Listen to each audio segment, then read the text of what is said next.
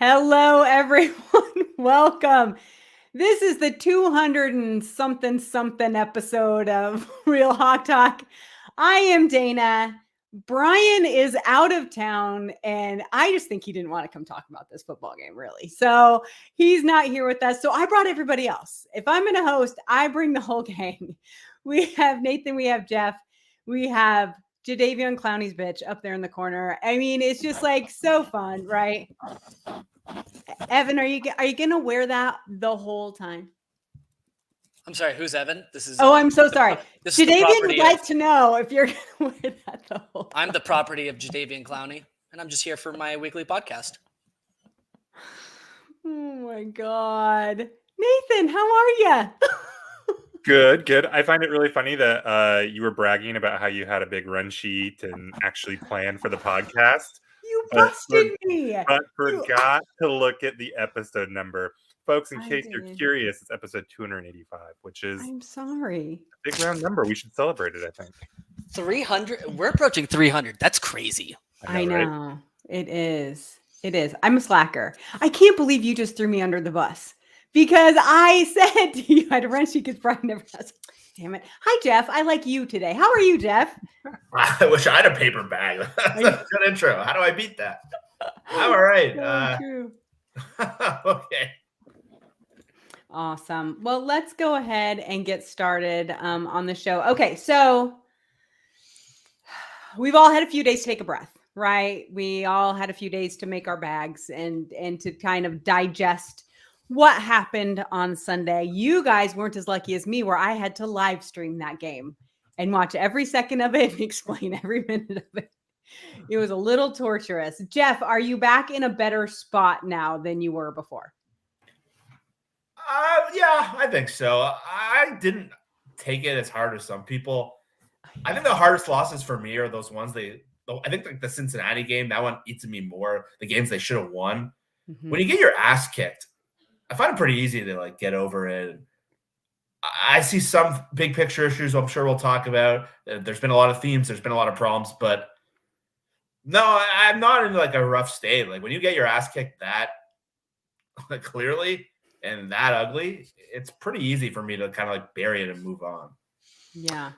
It was maybe the most relaxing Seahawks Sunday I've had in a very long time. Seriously. I've heard other people say that. Tell us why. It's just like I think what Jeff just said, like what he touched on from like an emotional standpoint, those games that we're so used to playing under this regime, where it's one score, 3 points, changes the outcome. Those do a number on me, like emotionally and psychologically on Sundays, and it literally takes me days to like recover, which is very unhealthy. And I feel like this is a kudos to Pete Carroll, to be quite honest with you, because very rarely does I feel like a blowout of that magnitude happen. Mm-hmm. Like, I think we were discussing this in our group chat. It's been a couple of years, at least that I can remember, since that has happened. Maybe it's been more sooner, but I can't remember anything off of the top of my head recently. So, yeah, it was a straight up ass kicking. The Ravens are one of the best teams in the NFL. It's interesting. I was kind of reading through some of the reactions on Twitter after the game, and I know Brian talked about it in his post game, but this is not like the Seahawks lost to, some lower echelon team in the NFL. Again, the Ravens are one of the best teams in the NFL. Mm-hmm. I think I had personally hoped for a more competitive game to show that Seattle was at least somewhat in their realm. We didn't get that. I wanted to feel that. I wanted to experience that.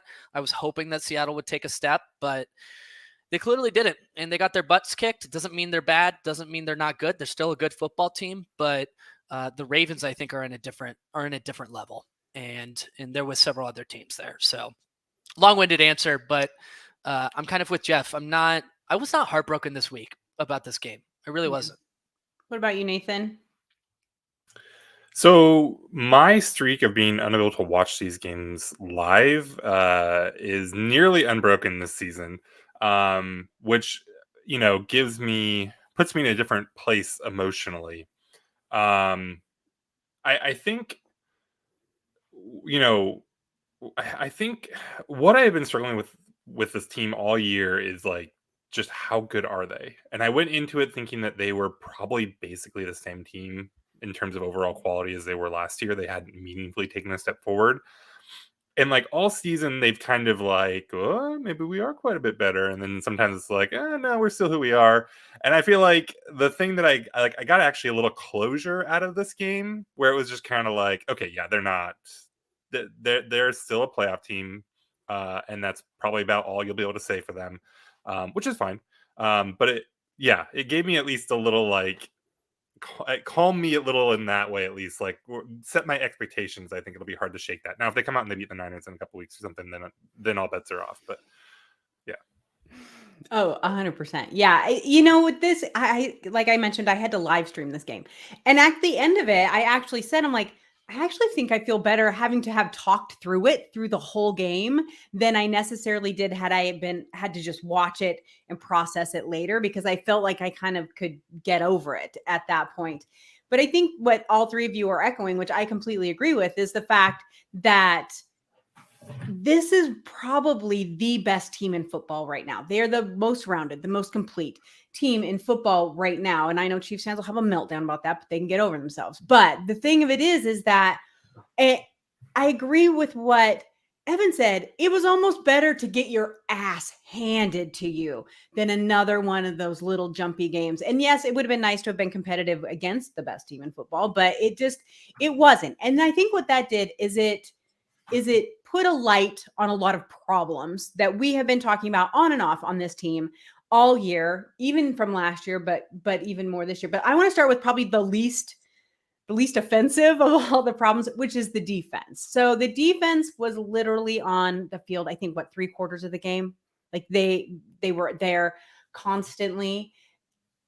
I'm going to save the conversation about the running game for Nathan later, but let's talk about the run defense. Okay. So Seattle, we were so impressed at the beginning of the season, right? About how well their run defense was doing. Seems to have really died down toward the end. The Ravens got a bunch of really nice runs off of us. Is the run defense, and Nathan, Evan, I'm going to give this one to you. I'm saving one for Nathan. Evan, is this a run defense? Is this the problem again with this defense? Have we regressed back to that? Yeah. So Jeff actually talked me off a cliff on this one. So I have to give kudos to Jeff on this. I went back and started watching. Because I missed the second half of Sunday's game, and almost thankfully I missed the second half, and I went back and watched the third quarter.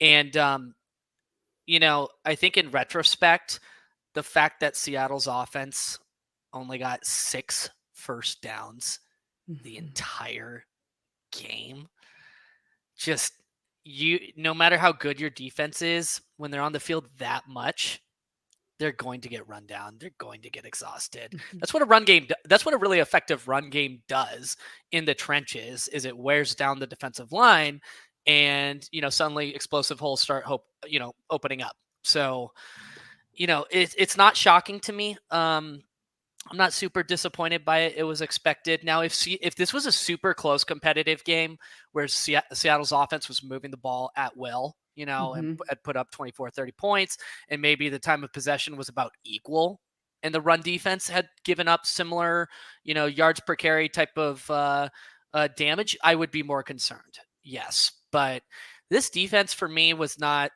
like, they're the only ones who semi showed up to play on Sunday. I have zero concerns about the points allowed that they gave up. Move the fucking ball. Get a first down.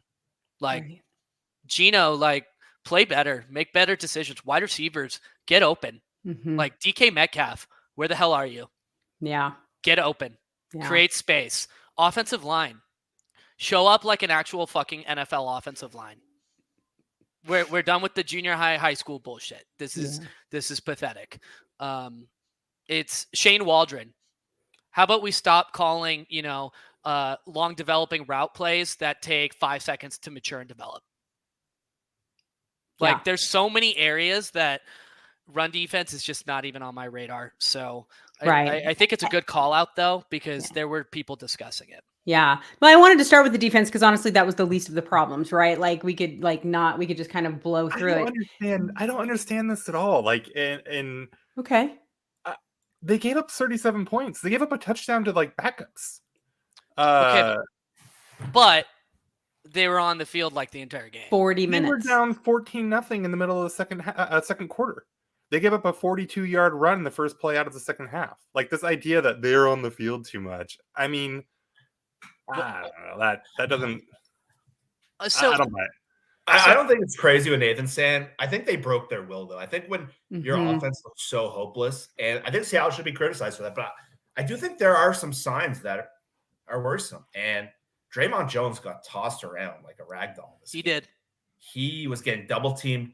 Baltimore had a really good plan of attacking them, and I think they exposed some of things. Darrell Taylor on the field, if you watch them at the goal line, they ran right at Darrell Taylor for that touchdown. The fullback, the guard is like celebrating, knocking him over. Not having Dayna O'Gorman and Frank Clark looks skinny and he looks kind of ineffective. And like what Jamal had an awful game. Horrible. Devin Witherspoon missed some tackles. But like, without Nwosu, and if Derek Hall's banged up, like they got some problems. And Draymond Jones, like he had his worst game. I think he was 24 grade in PFF. And that's how it looked. So there were some real issues there. But yeah, if we were going to rank the issues in this game, I'm with Evan on like, I can't get past the thing Nathan said a couple weeks ago at the offense. And the more you watch, it was so succinct the way he said it. And the more you watch these guys, they're like 5 siloed versions of an offense. And they don't have, like, I don't want to say they don't have an identity, but like you think of all the good offenses around the league. We just saw what Baltimore did. You know what they are, and you know like who they're going to every week. You know what San Francisco is going to go through McCaffrey and play action and attack the linebackers. Seattle was at their best doing one thing week 2 and 3. They got away from that. And since then, it's really, really hard to watch them against. They played the 2 best defense in the league back to back. So obviously it looked bad, but their offense just looks way out of sorts. And it goes back to exactly what Nathan said. That's why he stopped me and Brian, Brian and me don't have to do that. He stopped us in our tracks. So like watching them now when their offensive line breaks down and Gino did not play well at all. Gino's been bad in the last stretch, and we got to talk about that. But we will. Can I talk? It's hard to not go back to this game and just think we all went to the season thinking, is this going to be a top 5 offense? They've been brutal to watch, and it was hopeless in that game.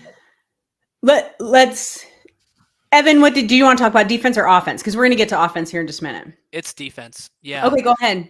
Can I just pose a question out there? How do we feel about Tariq Woolen? I feel very good about him.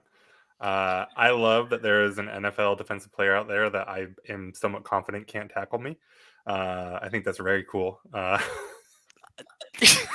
Dude, it just feels like every week there's several plays where I'm looking at him trying to tackle an offensive player, and I'm like, what is this effort that he's giving? I don't understand. I think the worst thing about it is it's not a lack of effort. Like the worst example of it from last week was he chased down I forget the receiver that broke off, that just went down the field. He chased him down and he tried to tackle him. Like he threw his body into him, but the way it worked is he just like bumped him forward with his shoulder, and it was like, good job, good effort, but what are you doing, dude? He's not playing well at all. And I was like in the camp of like, it's too early, he didn't practice. He looks slower. He's not making the plays he made last year. And I know he's a raw player and he needed those reps in camp. And he just looks like a guy who has no confidence right now. And he's playing with like no swagger, and like the tackling has been pathetic. And like you kind of look around at some of their best picks from last year, Charles Cross, Woolen, guys you probably thought would take that second-year jump, they've regressed. And especially Woolen. Woolen was maybe their best like story of last season. And he's been their 3rd best corner, and teams are going at him, and the tackling. I think we got to have the conversation. He's been a disappointment, and he's not played well at all. We can't hide from that at this point.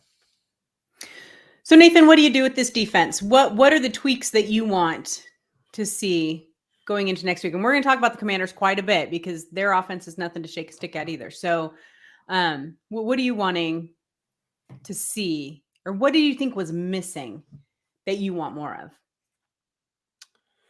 The tackling, I mean, straight up, the tackling was god awful, and they all brought it up in their pressers, and they all talked about it, and it was just awful. They looked confused out there, but what are your thoughts? I think it's probably best for them to not overreact at this point. I mean, they may have something that they need to sort out with mobile quarterbacks and how they are trying to fit that whole thing up. That seems to be something that's maybe giving them some trouble. But I mean, like, this is a team that, like, you know, this has not been representative of the season, right? Like, Right. the defense has been good. Even a week ago, this defense was good. So I don't know that this is like a freak out thing. I mean, I don't think that they played well. I think they're getting a little bit of a pass compared to the criticism the offense is getting, but I don't know. I also wouldn't just. I think the offense thematically is much more concerning than anything with the defense. Like right now, you can just chalk it up to one bad game.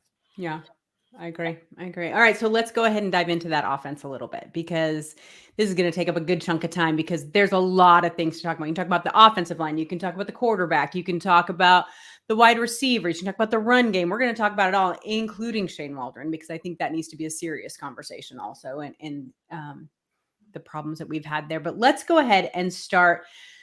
So let's start with the offensive line, because that was the excuse for a long time, right? Like, the offensive line, we don't have the starters up there. You know, they're not giving Geno enough time. So then what do? They put in extra tight ends to help, and it worked. They yanked those tight ends. They're not putting them in anymore. Basically, we have a lot of our offensive line back, except for probably Abe Lucas, who now sounds like might be back in a game or two, which is good news. But the line was atrocious, and that contributed to Geno being atrocious. It was just a domino effect of a nightmare. Jeff, if you had to start with this offense in the soup of the bad that was the offense, where do you start? Like, in terms of just evaluating what went wrong? Right, yeah. There's so many things, but I think offensive line, that was the worst game they've played. Oh, they looked terrible. Like, I didn't realize how big Baltimore was, especially some of those defensive tackles. And then you had Clowney in there who's like trimmed down, and they were just beating every run play before it even started. And there were some things where the protection did hold, but they were just getting beaten. And some of the pressure numbers that have come out are pretty alarming. It's like 56% of their dropbacks. And people have showed stats when they go pure dropback, they're getting pressure at like an alarming rate. I think John Gilbert from Field Goals was putting out some numbers even before the game last week of just how bad their protection is. When a lot of stuff was coming out that like Geno's playing really, really well, and everyone's like, well, he's doing this in spite, and they just got their ass handed to them. And when you get your ass beaten by a front like that, it was kind of like what that Giants game was like from the Seahawks perspective. That's what this game felt like, where it felt like they couldn't run plays, and the amount of plays that were just getting knocked down at the line of scrimmage. Like, they have two wide open plays. JSN drops the first one, and there's two knocked down at the line of scrimmage. Those are plays because no one gets their hands on these defensive lines. And there's like a clip that went out of how Clowney destroyed an entire series. And he's just running by these guys. And a couple of them had Will Dissly blocking Clowney one-on-one, which is asinine. Pretty absurd. But like, Charles Cross had a really bad game. He got blown up on like Kyle Van Noy and a key right after the turnover.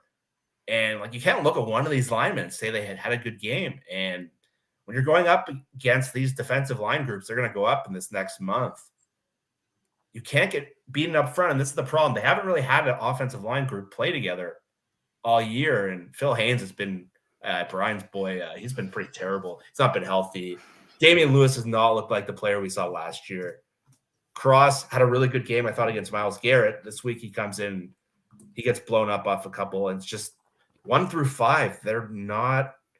They killed a lot of plays before they happened. And I know Seattle went in thinking like, we got to run the ball, and all those plays were dead. And there was a multitude of problems. I don't want to just say offensive line was the only. Oh no, all of them are Geno blameworthy.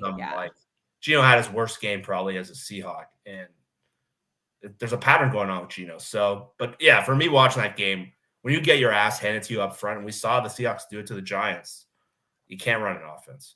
Right. It did feel like the opposite of that Giants game, didn't it? So let's talk about Geno.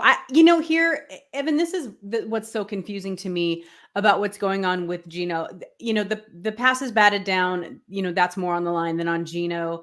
There was a lot going on that Geno took the blame for from the fans that weren't really his to be blamed for. But there seems to be a chemistry issue between Geno and his wide receivers. There seems to be a problem there. We saw where DK stopped running a route in the game against the Browns. We saw another route problem in this game this week with Tyler Lockett. And in another show I did today, Camden, who's in our comments, brought up a really good point, said Tyler and DK aren't practicing. And that's true. They're not. But they've been together for so long. I can't imagine that would be an issue. What the hell is going on there? Yeah, and it's not just even DK. There's probably been 3 or 4 plays that immediately stand out to me where him and Tyler Lockett were on completely different pages. And you typically don't expect that from a veteran receiver like Tyler Lockett, who's really refined his craft and knows the game very, very well. I don't know what it is. They are clearly not on the same page. There's way too many broken plays. I'd be curious to know, Jeff, what your perspective is on this, because this is not something that should be happening. That's what I'm like so confused by it. Yeah, this is not like Geno's first year starting. He's in his mid-30s. These are not rookie receivers. JSN hasn't had really issues. It's Tyler Lockett and DK that have been off the wrong page with him. So I'd be curious, Jeff, what your perspective is here. I wish I had a good answer to that. It feels like his timing mechanism has been sped up to the point where he's kind of lost himself. And you're seeing things like there was the route in the Cleveland game, the second last drive, I think, where DK Metcalf runs this perfect in-breaking route and he throws the ball, it looked like a slider, into the ground. And Geno doesn't typically make those mistakes. The mistakes he makes are typically him by either him being too confident or him throwing a ball he shouldn't read. And lately, the ball's coming out of his hand weird. And it feels like this whole thing where his timing's been sped up. I don't know if it's because that's the emphasis because they're playing Myles Garrett, they're playing Baltimore. But he seems like a guy when things go wrong for him, he kind of spirals. And one of the things rusted so well, it was just his short memory. And he'd always pacing down the sidelines, just saying, we're going to get the next one. Seems like when Geno makes a mistake, he kind of is down on himself. And he's gotten to the point now where I don't know if he's kind of gone into a hole, but he's definitely in some sort of funk. And the thing with Lockett's is strange because Lockett's been the quarterback best friend for so long. You don't often see that. I think practice does contribute. I know Pete said that, but it might just be coach speak. But it just seems like his whole mechanism is being sped up and he's kind of lost himself. And he's pressing. And he's been pressing for a while. The Arizona game in the second half, he's been those turnovers, the Cincinnati game.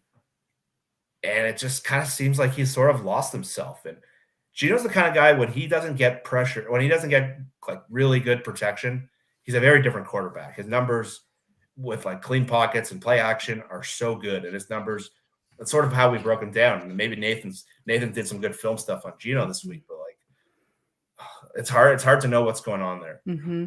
Yeah, Nathan, I do want to know your thoughts on this because to be honest with you, I've always seen Geno as someone who's actually pretty calm and even keeled and doesn't normally let things rattle him. And maybe that's just because it doesn't come out outwardly, or vocally or whatever it may be. He's not Phillip Rivers throwing a tantrum on the sideline. But I mean, Jeff has a point. There's definitely something going on there. Yeah, I mean, I think he's absolutely in his head a little bit about his instincts for when he needs to get the ball out fast and where he can go with it sometimes. We've just seen a lot of picks on some of this short stuff where he forces it, and a lot of times it's not even for any real good reason, it seems like. The other thing is we saw I mean, the game was pretty much out of reach at this point, but when they hit the big pass in the fourth quarter to JSN, that was an ugly ball, and Jason had to correct and get it. And then he tried to hit DK on the right sideline, I think, and then DK on the left sideline. And neither of those balls were close where DK could even try to make a play. I mean, and those aren't really DK's plays where he has to like go get a ball or something, like fight it, but he just no chance.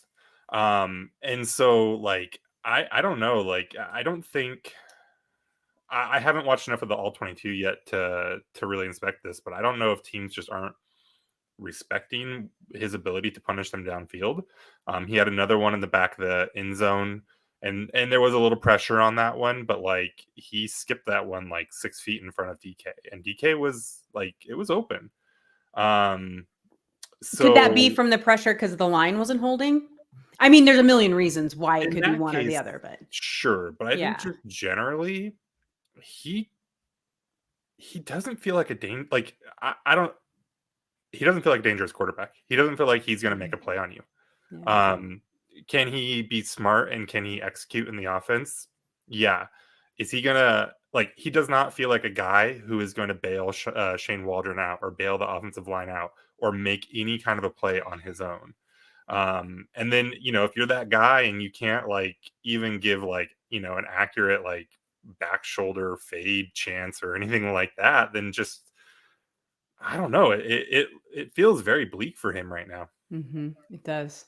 So let's pivot just a little bit. Not that we could talk about Geno all day. I mean, we could talk about that for forever. We need to talk about this run game or the lack thereof. And Nathan, I'm going to go back to you with this because 28 yards rushing on now. Jeff and Evan both brought up the fact that line crushed. The minute they would have a handoff on a game, they would absolutely crush the line and there'd be nowhere to go.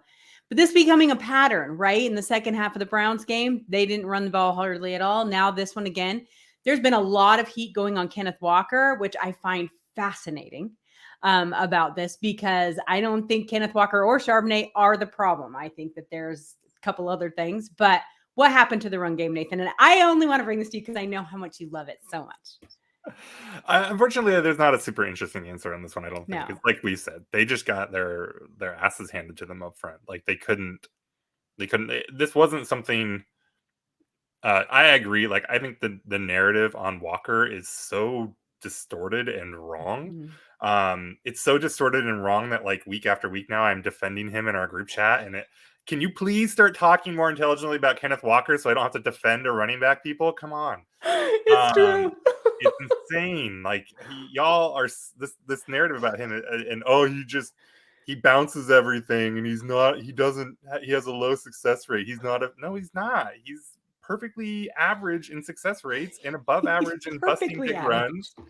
I mean, yeah, like it's not anything to write home about, but this is the dude that when he hits a hole, he can house it. And like, I think as far as running back prototypes go, he's pretty perfect in my mind. So, yeah, I don't know.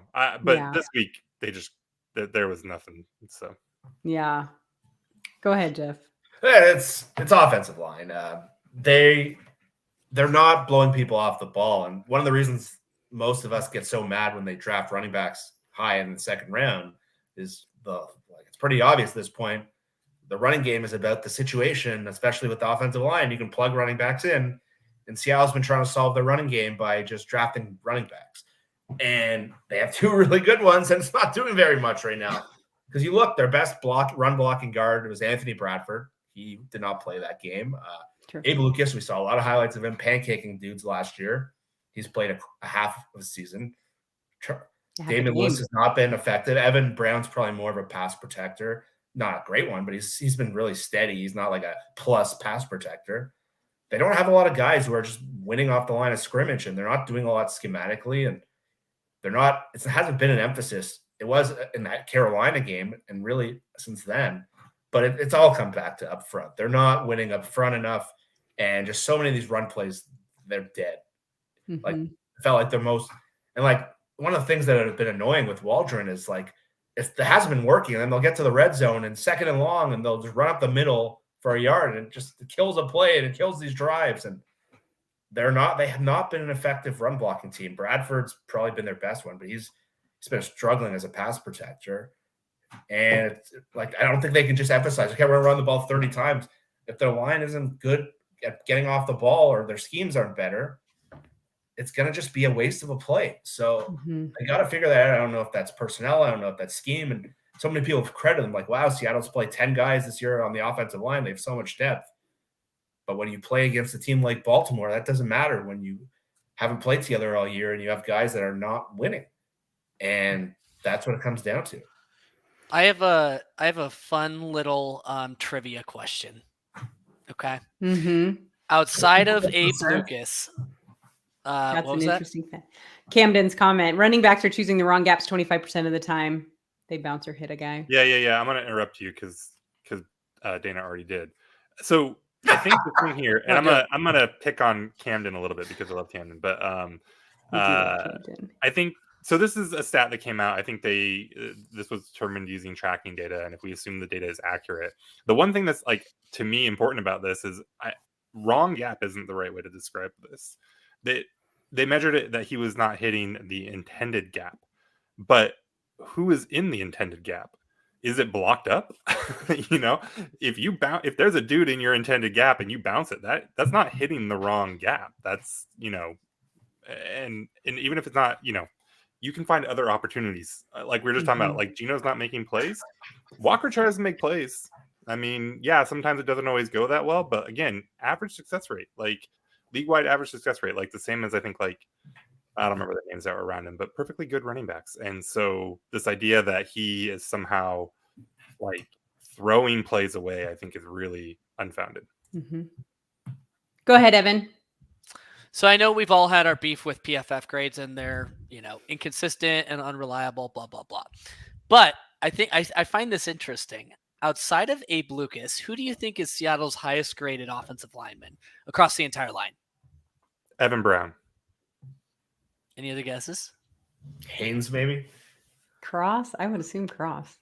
I think Jeff is right, actually. It's Anthony Bradford. Oh, I love Anthony Bradford. Really good, yeah. He has been, hasn't he? Yeah. I just found that so interesting. I think it kind of matches the eye test. He's up there. He's been playing well when he has played. Oh, he's a plus run blocker. Yeah. And he's not a very good pass protector. That was his limitation. So I went in the 4th round. But there were games where he got like 89 run blocking grades and things like that. Well, according to Pete today, he thinks he'll be back. So we can keep our fingers crossed they put him back in for this next game for sure. So let's discuss about the biggest issue I have with this game. And I was screaming it from the top of my lungs through the entire game. What the hell is wrong with Shane Waldron? He did not make an adjustment. Now, listen, you guys know I don't love offense as it is. I mostly just don't like quarterbacks. But here's the thing. The plays he were calling were so baffling.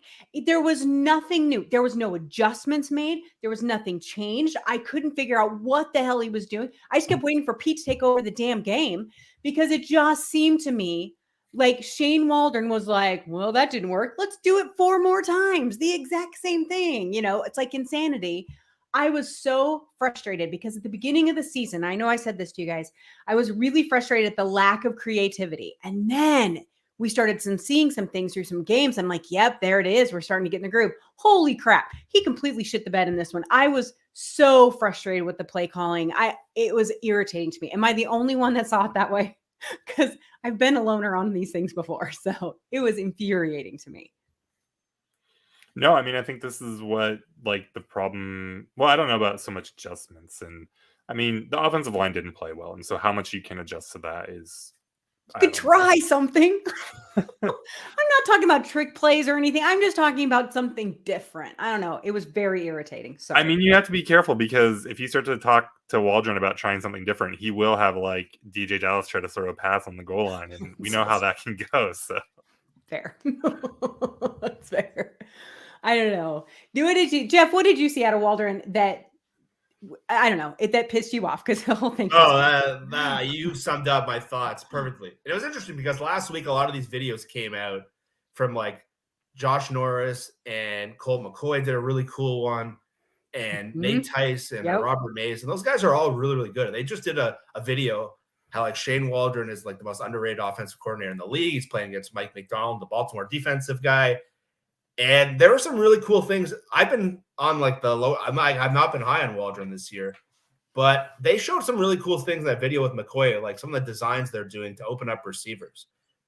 And I think there might be a different skill. Like Shane might be a really, really good play designer, but not a good play caller. Those are two different skills.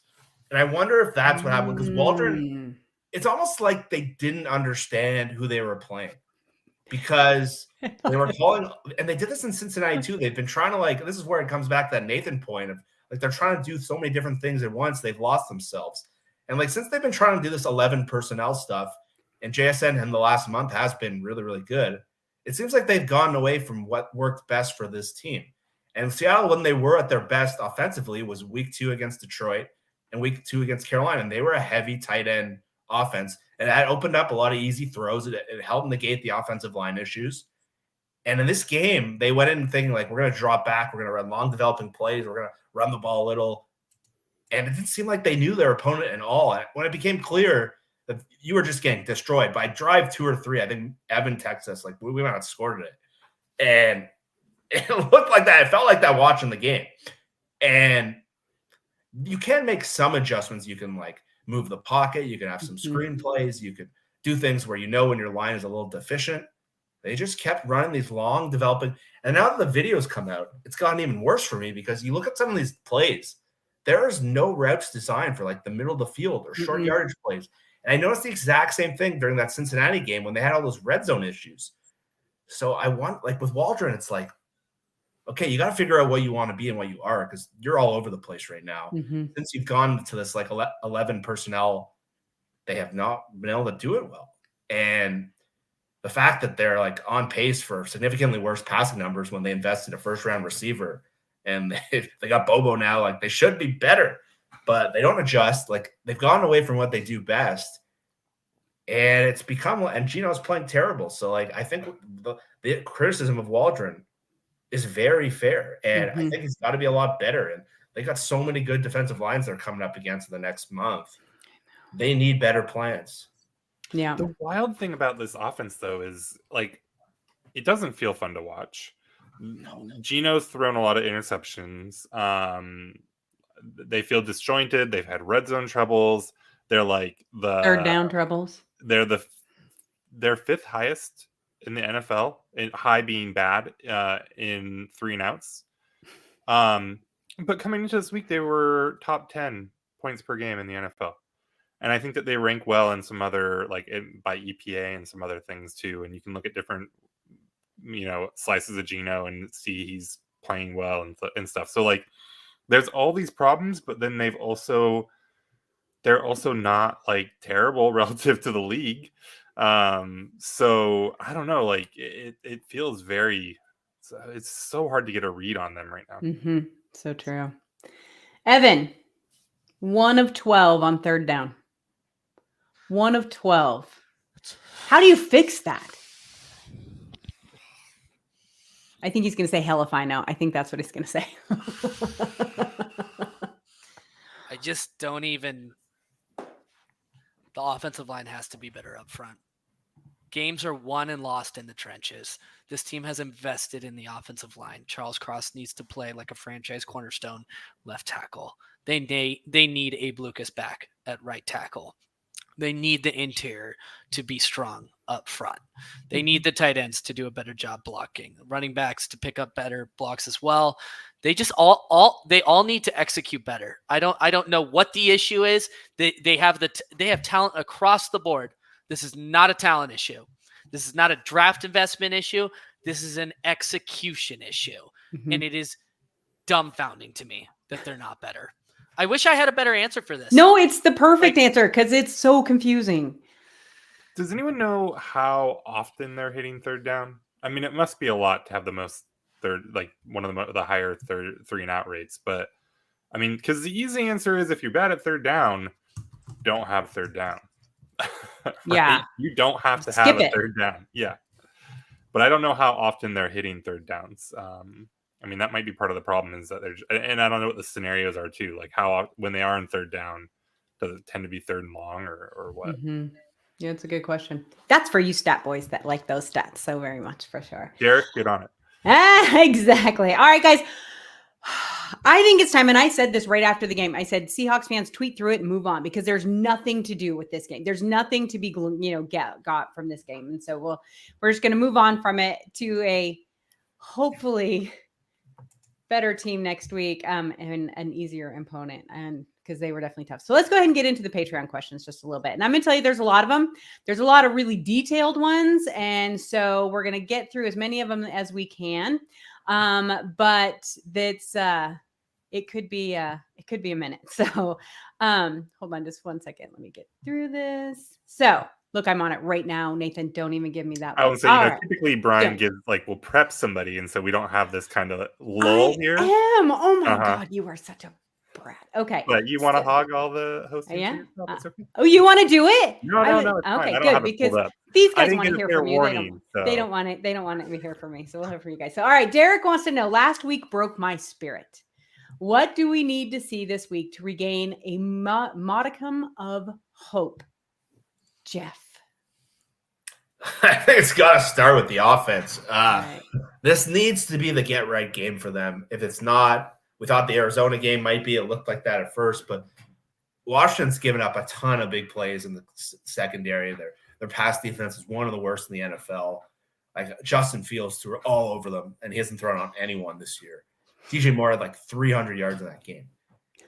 If the offense can't look functional, and it's just a pattern of what we've seen against a significantly worse defense, it's going to be hard to get any enthusiasm going up against Rams, who always eat them alive, 49ers, Cowboys, Eagles. If they can't get some reason of a get-right game and have some reason of hope, they got to get DK going. They got to get him using his hands. But you got to be careful. You don't want to get DK going too much. Right. For sure. Yeah. No, but if this is not the get-right game for the offense, I see why you're with that point. There's not much to be excited about. It's going to be really hard to play this stretch. It's going to be really ugly to watch. Mm-hmm. All right, let's move on. I have a quick question. You got it. About the offense. Can we go back to Geno in New York for a second with the Jets? Do you remember when he got punched in the locker room? Who punched him? What player was that? I think his name was IK something. Was it? Yeah, it was like a random defensive lineman. Yeah, like a random defensive lineman, yeah. Out of curiosity, not that any of us were religiously watching that Geno Smith football season with the Jets, but do we know if he played better after being punched? Or worse? Or was he out? I think he might have been benched at that point. Was he benched at that point? No, I think he played one more game, maybe. I don't know. He only played 6. I don't think there was any stint where he played well at the Jets. So yeah. Interesting.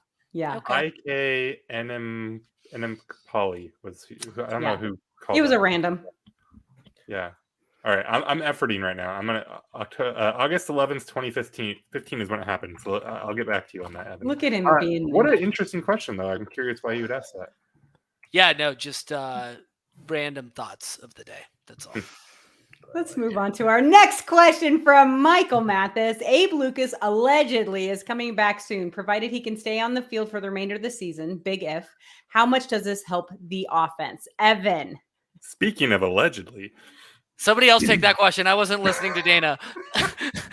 I wasn't either. I got totally thrown off by allegedly. Jeff, answer the question. I'll reread it. Abe Lucas allegedly is coming back soon, provided he can stay on the field for the remainder of the season. Big if. How much does he help the offense? It's got to be massive, right? I Stone think so. Forsythe. He had a game where Jason Peters actually struggled really badly on Sunday. That position needs to shore up. What an offensive line needs is consistent snaps together with the same unit. They get repetitions together. They've had so many combinations of this offensive line. They haven't had time to gel. And if they don't get time to gel, it could be something that ends their season, frankly. They have a big challenge coming up with the Commanders. Probably the two best defensive tackle combination in the NFL. Jonathan Taylor and what's his name? Is it Darren? Darren something. I'm forgetting his last name. But they have a challenge this week, and the interior's gonna have to fight up front. So Yeah. curious to know how that goes. Me too. I don't think he's back this week. I think they're going to let him rest this week out, and then I think that he'll be back. Elena, God love you. She wants the lineman to do yoga. God love it. Me too. I do too. That's hilarious. All right. So, Nathan, this one's coming to you. So focus, Nathan. Okay. I was listening to KJ's podcast, and he mentioned the league is a copycat league and mentioned that other teams would use the tape of this game to plan against our defense. Do you think what the Ravens did against our O-line is repeatable, or did we just get beat by a good line? No, I don't think it's repeatable. Mm-hmm. Not to that extent, at least, I don't think. Okay. That feels like it has to be an extreme. And the other thing is too, crap, I'm spacing on his name. Jeff, who's the coordinator for Baltimore? Wink? Todd Monken. Oh, no, defensive. Oh, Mike McDonald. Okay. Yeah. I mean, they have good coaches there. And so, like, just because one coach can do it doesn't mean another can dial it up, right? And so I don't know this is necessarily going to be something that happens now just like week in, week out. Yeah. You can't overstate the value of Lamar Jackson. And they're up, like, they play Hurts in a couple weeks. But when you're trying to defend the run against Lamar Jackson, you're just on your toes and you're playing uphill the whole time, especially when they're rolling. Playing against Brock Purdy or playing against Sam Howell, it's just such a different element. Lamar's the MVP of the league, in my opinion, right now. So. Yep. Which one of us misunderstood the question? Was this about the Seahawks offensive line?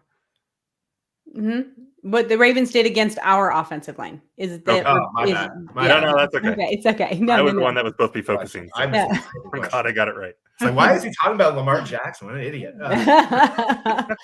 But I agree with you that Lamar is repeating his MVP season for sure. All right. So this next one's from Braxton. Jeff, I'll give this one to you. It says, we've been one of the most successful play action teams on the season, but in the Ravens game, we ran it less than 12% of the plays. What do you think is keeping Seattle from using it more? So Shane Waldron.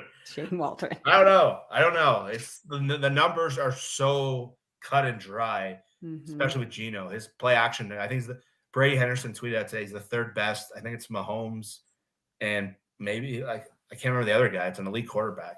Are 1 and 2, and he's 3, and he's right up there with them.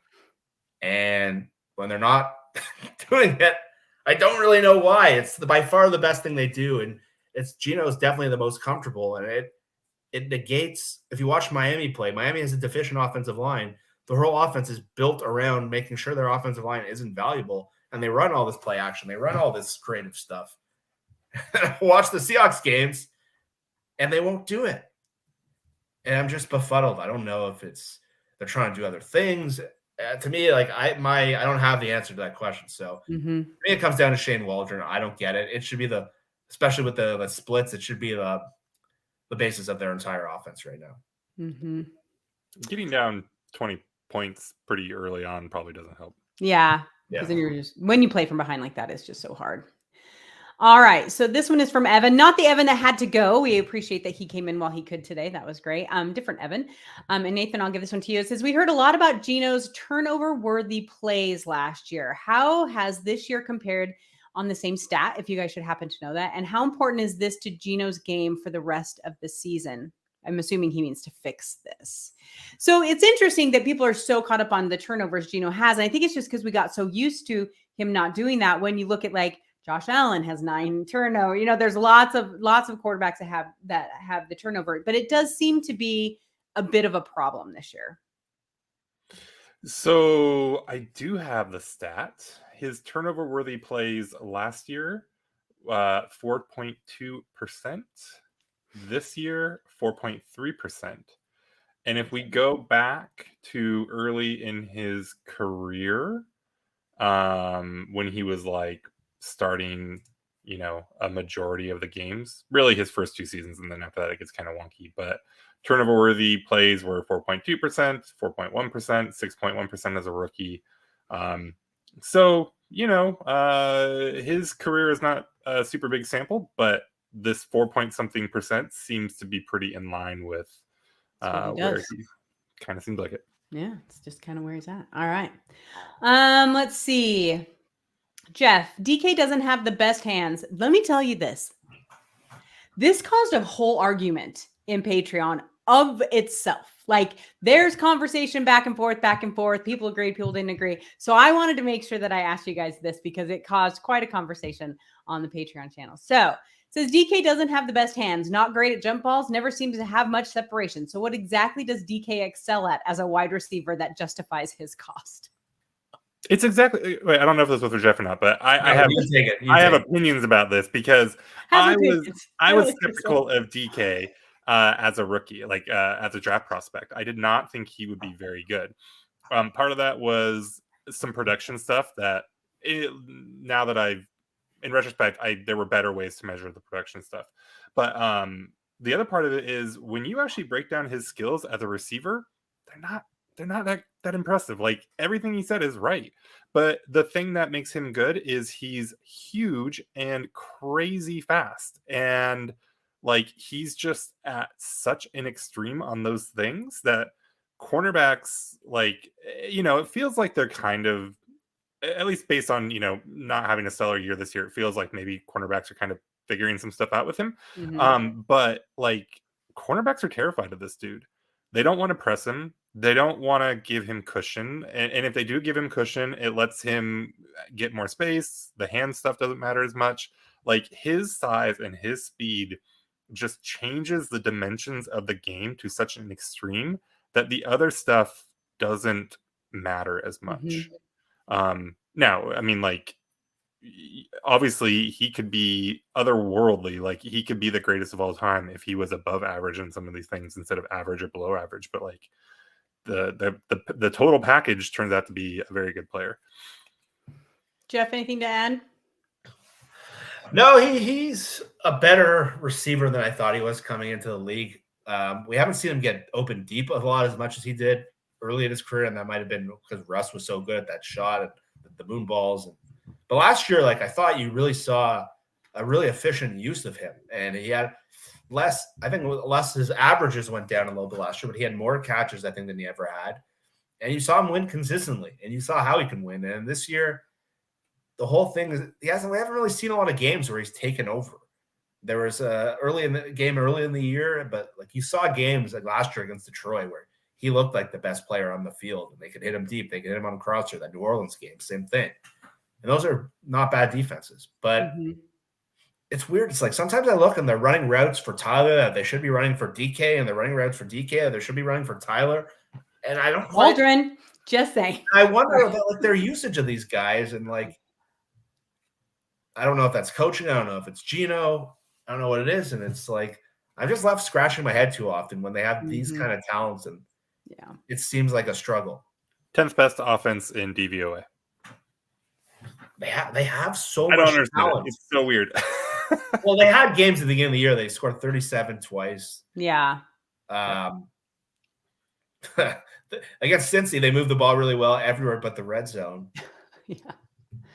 They could be getting first couple drives in Cleveland. They looked amazing, and then they went blank for 8 drives. So they're so hot and so cold. It's just, but they definitely have talent. That's what makes them so irritating. They're loaded at receiver. They're loaded at tight end. They're loaded at running back, and they don't do anything particularly well lately. So they don't. All right. Thanks to Brendan for starting that. It was a good conversation on the Patreon channel. 25 mil. Yeah, it's expensive. I also forgot to thank a couple of others. There's 2 questions left, and they're kind of like future questions. So I wanted to kind of put them together. So the first one is from Eric. Given our cap situation and Gino's play over the last year, does it make sense to cut ties with him in the offseason and use those funds to re-sign Leonard Williams and additional free agents, along with drafting a quarterback? You guys go right ahead. Either one of you. I'll take it. This season, to me, especially with what we've seen, is about at this point, the valuation of Gino. The thing that's why I don't want them to bench him, or why I think this stretch is actually good for the organization, is you're going to get all the information you need, because you saw what happened last week when they played an elite team. and they're going to play 2 other or maybe 3 other elite teams coming up in the next month. And you're going to know everything you're going to need to know about this guy. We all joked about Jared Goff and Jared Goff, but Geno's got a lot of the same kind of qualities as him, where when things are working really well around him, the protection's good. He runs a really efficient, really good offense. And when things break down, he throws laughable interceptions. He makes terrible turnovers. He had that play in Detroit where he ran back like 29 yards. If he plays like this over the next 8 games, I think you gives do you your on. answer, doesn't it? I think it gives you, and that's where I do think like it's going to suck to watch some of these games coming up, just how many, and it's going to hurt their win total now, but long term, I think it's the best thing for you to know what this guy is. I have a pretty good idea of what he is and what he isn't at this point, but you're certainly going to know against these elite teams if he can't hold up, and he's played more at like the Tarvaris Jackson level, I'd say, this year. And what happened after that season, you saw you needed to upgrade and you needed to draft. And if he continues to play at that level, it gives you your answer. So if he's like this, to me, I walk away and I draft the first-round quarterback. Or you could always cut him and try to bring him back at a lower deal. I don't know if he'll do it, but I don't know if there's going to be like huge market for Geno if he stays at this level. But that's the reason I thought the contract was so good and still remain thinking that way is it gave you out of it. Like Daniel Jones, they cannot get out of it. $35 million guaranteed next year for Daniel Jones. Just so remember that's where we could be, people. Just keep it in mind. Everything we need to know over the next 8 weeks. All right, Nathan, I'm going to give you this last one, and it irritates me. This question irritates me. That questions like this irritate me, but I'm going to hand it over to you. So it's from Callian, is I think how you say the name. Is it time to move on from Pete Carroll? I don't see this team doing anything impressive. Looking around the league, I notice teams with new head coaches showing fight and intent, and I don't see it with the Seahawks. It is really frustrating to get in the playoffs by virtue of other teams losing. Our bar is too low. I'm sorry. I love the Pete haters. They kill me. Okay. I think, what if the defense is bad the rest of the year? Okay. What if they slide back into being more what they were last year or more what they were, and in the years previous? I do think that he won't. Nope. Unless until he retires, he's going nowhere. People need to understand that. Or there's a new owner, probably. No, fair. That's when it's going to change. But I think if they do backslide in that way, I think it's pretty clear what this team is going to be. Because we caught lightning in a bottle maybe last year with Geno. I mean, we'll see how that all goes. But if he just can't put a good defense on the field anymore, I don't know. At this point, the track record, and this is so reactionary, off this Ravens. That's okay. But if this is kind of what it's going to be, if Geno's just going to be kind of mid and the offense is whatever, not good enough to win you playoff games, and the defense slides back into being bad, I don't know. This has been a really mediocre run for the Seahawks now for several years, and so. Will he get fired? No, I agree. It's not happening. Definitely not this year. But is it fair at that point to rekindle those conversations? Yeah, it probably would be. I look at it this way. He's like Belichick. They're not going to get rid of him until he's done. Pats fans are already calling for a Bill. Yeah, I know, but he's not going anywhere. Robert Kraft already said that. He's like, talk all you want. He's Bill Belichick. I'm not getting rid of him. They might too much about Kraft. But calling for them to retire, I think, is a valid thing to do. Do you know what I mean? Especially if how that now a new owner, yes, but then didn't we just hear that they have no interest in selling this team anytime soon? So we'll see what happens there. It's all relative. And like you said, it's reactionary. I think the conversations are okay to be had.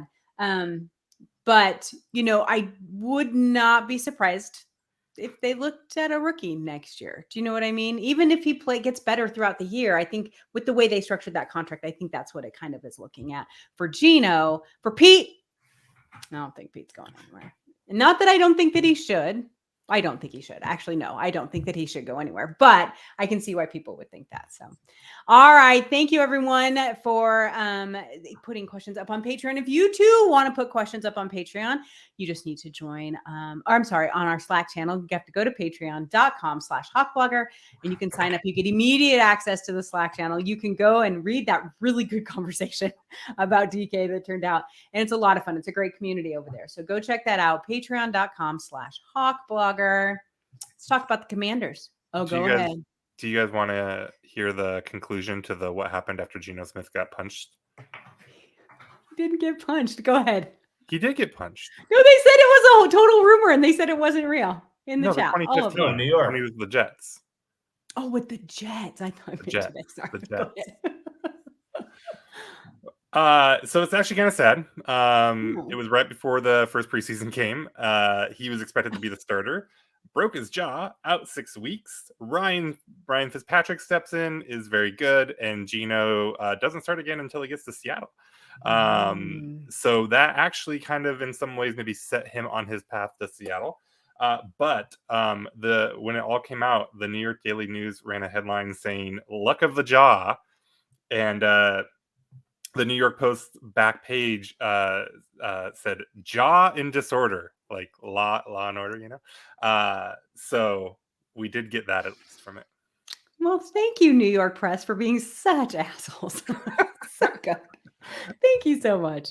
All right, let's talk about these Commanders. Washington Commanders, not a scary team, that we think would be scary anyway.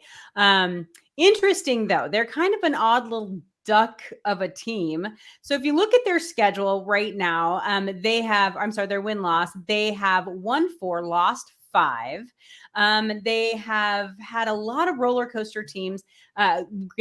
Philadelphia, probably with the first time they played Philly, was probably the most interesting. They lost in overtime, 34-31. Divisional game, always weird. And then Philadelphia beat them again the second time, 38-31. So they put up a lot of points against that team. Other games, not so much. They beat Arizona 20-16, Denver 35-33. They lost 37-3 to Buffalo. Very familiar. Gosh, why does that number seem so familiar? But the other winning team, Atlanta and New England. So not overly impressive. However, who has been impressive for this team? I should admit, they also had a complete fire sale, got rid of the 2 best defensive players that they had, where Montez Sweat went to the Bears and got a monster contract. And then our good friend went to the San Francisco 49ers. I don't even want to talk about that. So I think what the interesting thing here is Sam Howell. Sam Howell has been kind of the interesting piece to this. Now they have other great good players too, but Sam Howell has been interesting. He throws a lot of yards. He's been kind of their shining star on offense when they can get it going. But their defense is atrocious. So this game to me is kind of an obvious, our defense against our offense against their terrible defense, and our good defense against their better offense. It's going to be kind of an interesting game. Jeff, when you look at the Commanders, is there anything that makes you worried going into this game? You're muted. Muted. Thank you. Worried. They're actually pretty similar to Seattle. Like their numbers are pretty similar, and I'd say the thing that worries me is probably our interior offensive line going up against the names that Evan said terribly before, Jonathan Allen and Daron Payne, not Darren. Evan. So after seeing what Baltimore did, it's hard not to think that. But like Howell's been like weirdly fun this year. He's kind of like been like a Ryan Fitzpatrick style player. Like if you're like a bad team and like you want to at least be interesting, you don't want to be bad and boring. Like that's what Washington's been. Howell's been like hitting big plays down the field, and like they've thrown like on Philly, like they score 35 points multiple times. Like they can score.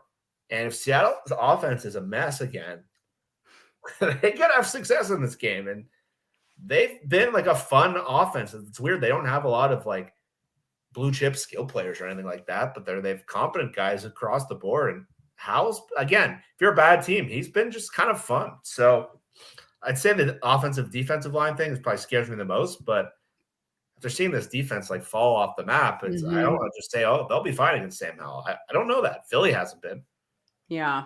So, but their defense is ranked, I think, bottom 5, and that was before they got rid of their players during their fire sale. So it makes you think that that's going to be even a bigger disaster toward the end. That has to, Nathan, it has to bode well for our offense, right? Right? Give a girl some hope. Yeah, I mean, you'd think so. Yeah, it has to. I mean, it's a bad defense that's now undermanned, and so if there was, I mean, it's the perfect get right game. Mm-hmm. Has to be. So when Brian did his tale of the tape going into this, and you looked at the Seahawks on offense against the Commanders defense, they obviously were way ahead there, and you guys should go to hawkblogger.com and check that out. It's a great article. Because their defense is, ranked 30th in points, 28th in yards, 29th in yards per play. Like it's just kind of a mess. But they have managed to put up some big numbers. I'm sorry, I keep going back and forth on these because I just keep looking at this schedule.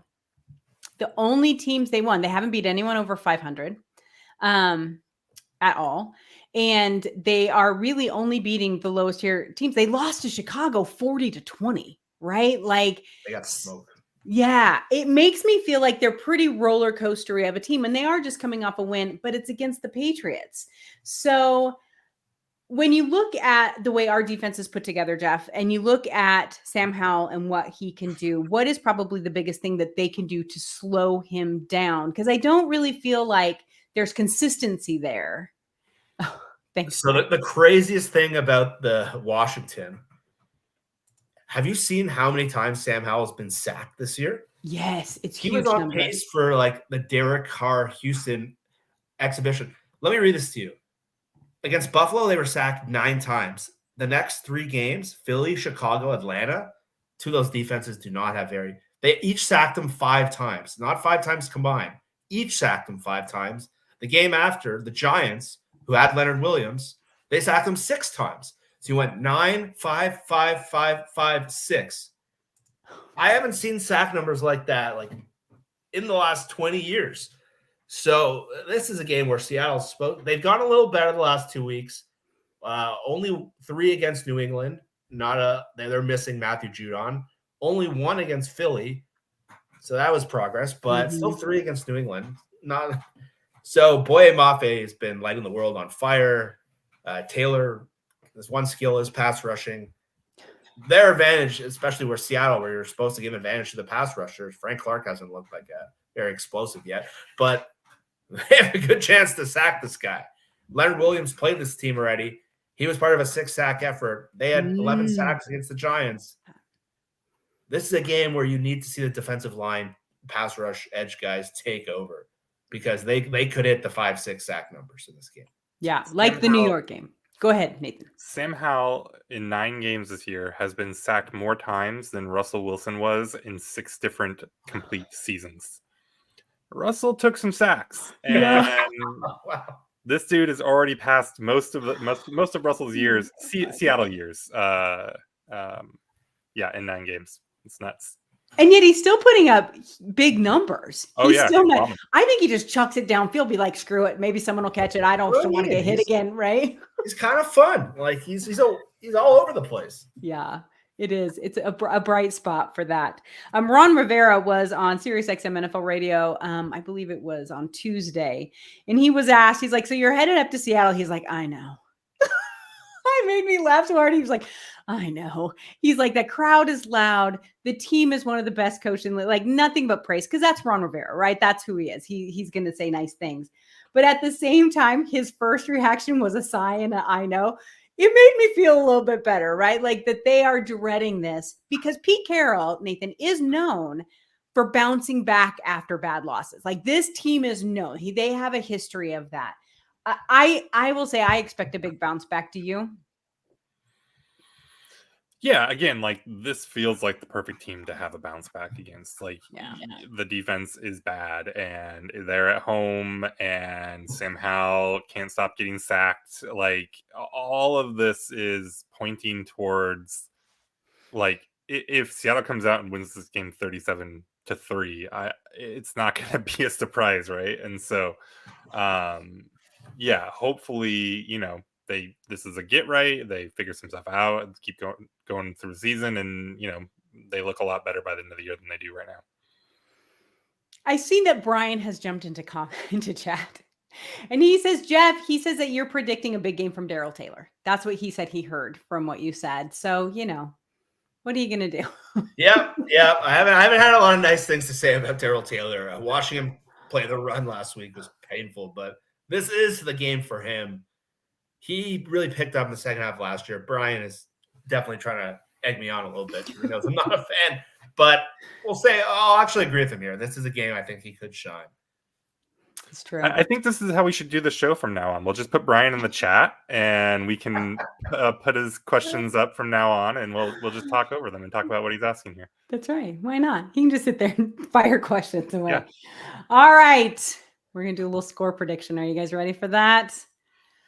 I'm dreading this part. So I'm going to make you go first. Okay. First, I just want to say, to hammer this point about how, miserable the Seahawks offense can be to watch, but then how the stats and everything, we just spent a lot of time talking about how fun Sam Howell is, and he is second most in passing yards in the league and stuff. The offense is 23rd in DVOA. They've scored 20 more points than Seattle with one extra game. So it's just this I don't know what to do with this team. Everything, you watch it and you're like, I don't like football maybe. And then you look at the stats and you're like, they're kind of good. I don't understand. I don't know what's going on. Okay. Points, score That's his prediction. whole season. Mm-hmm. I think Seattle, this feels like one of those games where they just kind of we spend all this time talking about how everything's bad and then they just totally flip the narrative, but still lose, I think is what I'm going to go with here. So I'm going to say 35-33 Commanders. And I think it's going to be heartbreaking the way they lose this game, but the offense will score points, and so that'll be fun. Jeff? That would be very on brand with how the season's gone. Just when you think you figure something out, they do the exact opposite. And I think Seattle does win this game. Some of the injury report today that came out was a little worrisome. Yeah, it's Wednesday. It's Wednesday. I want to know a little more about that, but I think Seattle does typically do well in these situations where the heat is on them. I'm sure Pete's going to be in Waldron's ear a lot this week. That could be for better or worse. I don't know. I don't think it should be a get-right game for them. I just expect it to be more like that Arizona game where I thought that would be the get-right game coming out of Cincinnati, and it was a struggle. I think this game is going to be really similar, where I think the defense does show some good things. The offense has some moments, and then bleak for full a little bit. So I'll say Seattle wins it 24-16 in a very frustrating game that should be a little more one-sided. So I had my score prediction is pretty similar to yours. I have them at 24-20, Seattle winning. Just because I think even seeing this offense put up 24 points this week will be impressive for us, because after what happened last week, we know they can score more than that, but that's just kind of where I feel that they're going to be at. But I think that this defense is going to just tee off against Howell and in that line. And so hopefully that just keeps them off the field long enough that then the offense can manage to wiggle down the field. Where are they at in run defense? Where are the Commanders at in run defense? Do anyone have that one? Oh, they're in there somewhere. Well, yes. They have played against the run. They have played against the run. Got it. This is a terrible way to do it. Okay, let's do this. They are other way. 21st, if you go by yards per attempt against the run. I would prefer if they were in the 30s. I'm just saying, but I still think that they get the run going a little bit here. So hopefully that'll help us too. I don't know. I have a feeling that Seattle will win this game. I don't think it's going to be a blowout. I think that we're going to be Seahawks of old and give us a lot of stress. Do you guys know where the Seahawks are now in terms of opponents rush per yards per rush average?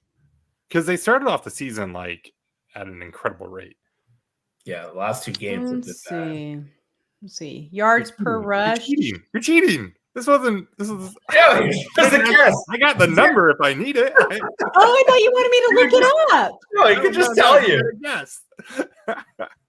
Too late. I already looked. Go ahead and say it. They're 17th. Yeah. I missed this. When did they plummet like this? They're at 4.1. Probably when you gave up 300 yards. That's true. Okay, fair. That's a big chunk. Probably didn't help. I think it was 150 against Cleveland too. Yeah. Actually, you know what? That was almost half of the rushing yards they've given up all year. Yeah. It was bad. It was real bad. And the Ravens are real good. All right, you guys. Well, that is our show for this week. Sorry. Oh, for God's sake. Sorry. I was looking at offense. I don't know what the defensive numbers are on any of this. Ignore everything. He's a big liar. Not a liar, just dumb, Don't worry, I answered the run defense question about Lamar Jackson. Okay. So It's fair. This is what happens when Brian lets us do what we want. I mean, the boss goes out of town and we get to we lose it. Yeah, that's okay. Even it's still pretty close though. Commanders are 22nd, Seahawks are 21st, even worse. And they gave up a third of their total rushing yards allowed against for the entire season came against Baltimore. Sorry, everyone. Good information. No, the first part wasn't. The first part was definitely bad information. All right, you guys, we're out of here. We're done wasting your time. Thank you guys so much for hanging out with us tonight. Thank you for sticking with us, even though Brian was not here. We hope that we entertained you. Again, go to patreon.com/hawkblock or join the group. It's so much fun. The Slack channel is so much fun. And if you join the Ring of Honor, there's a dinner apparently that you can go to this week or this season. So that'll be a lot of fun too. So, all right, everyone, we'll be back. I'm sure someone will be back as a post game.